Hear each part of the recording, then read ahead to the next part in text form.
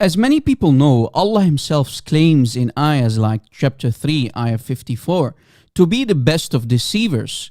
Most gullible Muslims who don't even know the Arabic language will try to mock you when you bring this up because you simply don't speak the Arabic language, right? And they will try to tell you, makir does not mean deceiver.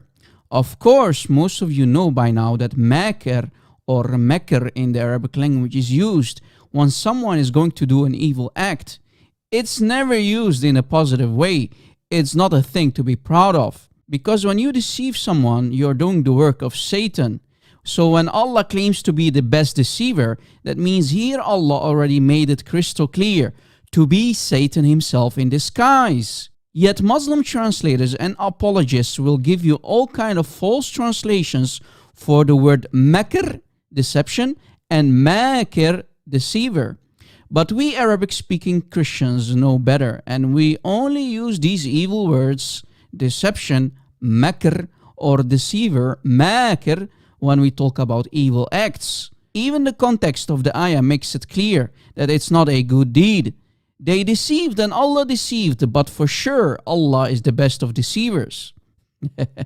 But you don't need to be a genius to see that both parties are committing an evil act. But Allah is still the best who deceives, and He will out-deceive anyone else because He's the best, remember? He is the best deceiver. But Allah has many other nicknames in the Quran, and He really tried His best to tell us that He is Satan in disguise. And now we are going to show you other evil names of Allah used in the Quran. And I have my good Muslim friend Ali Dawa who will help us in exposing his Allah. This is a part of our religion. There's a reason to it. Yeah? There's a reason why there's a capital punishment. Because people like you, little weaklings, who leave their religion and cause corruption in the land by spreading it, the capital punishment in Islamic law will be applied to you. We have no doubt. And we're proud of that. Yeah? As you see, Ali Dawa made it clear, when you leave Islam and become an apostate, that means you will be someone who causes mischief or corruption in the land. That means capital punishment will be applied to you, and practicing Muzis like Ali Dawa is proud of that. Now here's my question to Muslims like this peaceful and friendly Ali Dawa here. If we can prove that Allah is the best mischief maker, the one who causes corruption in the land, would you apply capital punishment to Allah as well? Would you take your sword out and hack Allah's head off as well, Ya Ali Dawa, for causing mischief and corruption in the land? Here is a list of names of Allah which I found in the Quran. And Allah really wants to explain to us in His Quran that He is truly the real Satan in disguise. We already discussed Al-Makir. Let us show you Al-Fattan, the mischief maker in chapter 25, ayah 20 of the Quran. وَجَعَلْنَا بَعْضَكُمْ لِبَعْضٍ فِتْنَةً. And we, meaning Allah, caused among you fitna, meaning mischief or corruption. So who is the mischief maker here in the ayah? Of course, Allah. Allah is causing mischief or corruption among people. So what is then the job of Satan in Islam? If Allah took over his job, it seems that Allah is trying to tell us that He fired Satan and He took over his evil duties. Here is another example. Al-Mutakabbir, the arrogant. We can find this name of Allah in chapter 59, ayah 23.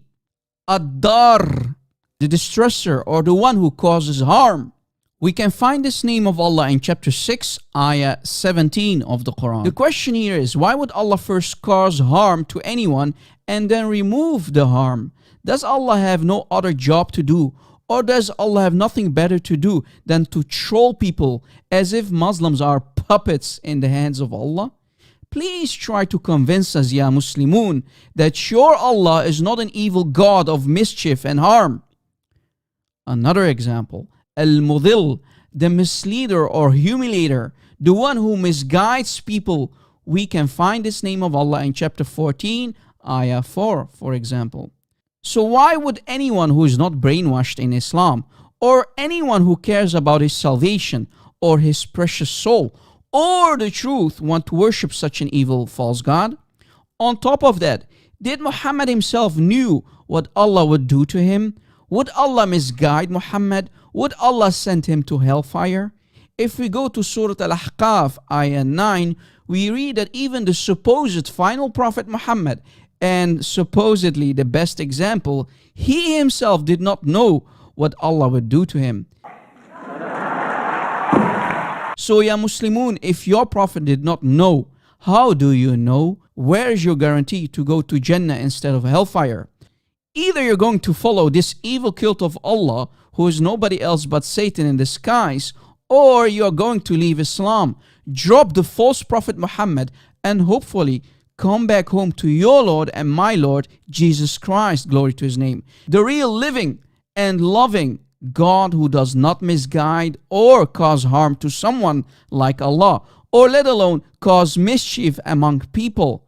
Please leave Islam.